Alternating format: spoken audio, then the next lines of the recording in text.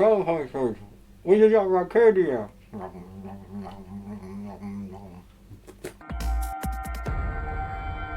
And welcome to the Ruby Tuesday. My name is Ruben, and this is my review for Tales of Arcadia Wizards. Wizard picks up immediately after the second season of Three Below. Merlin's apprentice is fighting a magical war. It involves Arthurian characters, Merlin and Morgana, played by David Bradley and Leanna Headley. I've been a massive fan of this whole Troll Hunters series, this whole universe that's been created by Netflix and Dreamworks and Guillermo. It was a bittersweet to carry on watching this because the first half of the first season of Troll Hunters had Anton Yelchin, and I loved his character, I loved his voice work, I love his films, and then he sadly passed away. Ensign authorization code 95 Victor 2. Authorization not recognized. Time I watch Troll Hunters, I kind of think of him. That's just a side little tidbit. This animation and story has grown so far beyond what I expected it to be. Love the original series. The space one was okay, but I was a big fan of the original trilogy. That's just because they've built so much into those characters. They've gone on such an amazing journey that I wasn't expecting Wizard to be as good as it is, and I have to say I'm very surprised, and I think that Wizards may be, well, this last part, this limited series may be my favorite in the whole bunch, and that's because they draw on from all the stories and all the characters. I was so surprised to see so many characters. I won't do any spoilers, but the writers managed to pick threads from characters that you've loved to have seen and gone on journeys with, and the adventures of even characters I totally wasn't expecting, just kind of dip in and out of these 10 episodes. There is so much going on as well. They're packed in the story, so they obviously had a lot of story to tell. The first episode I felt like was almost the entire arc, and then you have episode 2 to 6, which is really the kind of Camelot story that deals with timey-wimey stuff, and then from 7 to 10 we kind of have a whole new arc. Well, that's what it felt like. It almost felt like we had 3 different stories.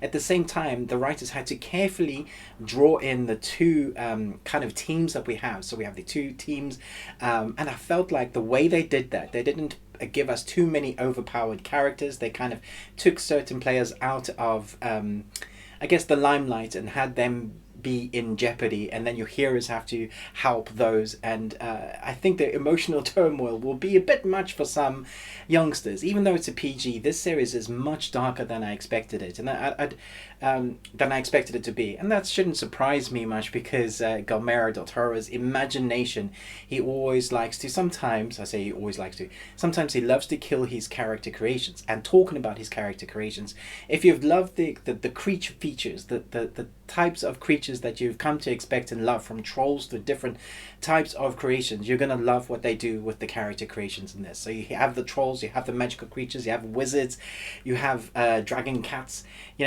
have that all mashed into this, and it could feel like it's a bit overwhelming and it's too much, but the pace, the tone that they've gone through is very well done. I think the way they managed to space out each episode, there's enough happening with the major arc to further the plot and the story, but then they are developing those new characters, and the characters that are now put together on this journey, you have a lot of out of time character development, which is that kind of a fish out of water sort of storyline, which makes you like the characters even more, because it feels like your characters are always displaced. It feels like they're always losing the battle, so you're always willing them to win, but it seems like the bad guys are always a step ahead.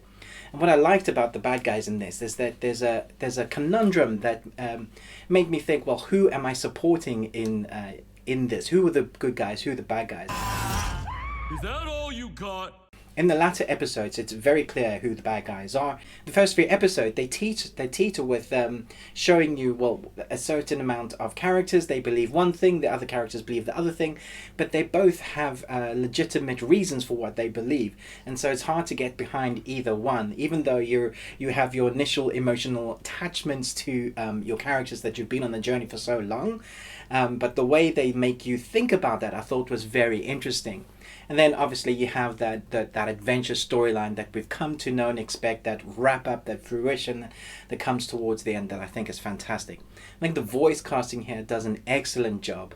You rarely get those emotional tidbits when they need to kind of inflict emotion on you. I talk about emotion a lot, but voice actors need to throw that into your face as much as possible to get you to feel what is happening, along with the animation. And if they can do that, then with the animation, you really are on their journey with them. I think families are going to love this. If you've been watching this with your youngsters, or just been watching it as an adult yourself because you love this sort of story and animation, or you're a fan of Guillermo del Toro, then I'm not judging. I love this show, and I think it's well worth watching. If you love animation, you're going to enjoy this. Escapism, adventure at its best. Really like edge of your seat storytelling, but there's nothing like too dark that you can't watch with your teens. Even though it's a PG, I would say maybe watch it with your youngsters too, if they're really young, because there is some really dark moments here in storytelling. They may need some little help going, well, what's happening? Are they going to survive? Maybe this is too dark. I totally get that if that happens with the little ones. For the most part, I think this is still my favorite. Let me know in the comments below, who's your favorite character? Who's your favorite voice actor? I love Mark Hamill in this. Lyanna Headley, I think she's fantastic. Kelsey Grammer, as always, is fantastic. Such a great array of voice actors in this, I think is well worth your time. If you haven't heard of it, or you haven't started it, and you've always been wondering, well, I like animation, but I'm not sure if it's that good. There's an amazing team behind this animation, from the studios to the creators to the voice talent to the score. The score is fantastic in this. Every aspect of the show, I think, is fantastic, and if you love animation, you should definitely give this a go. My favorite of the bunch so far, I'm going to give this an A. It's a solid animated series. Great story. Thanks so much for watching this. Let me know in the comments below what you thought about it.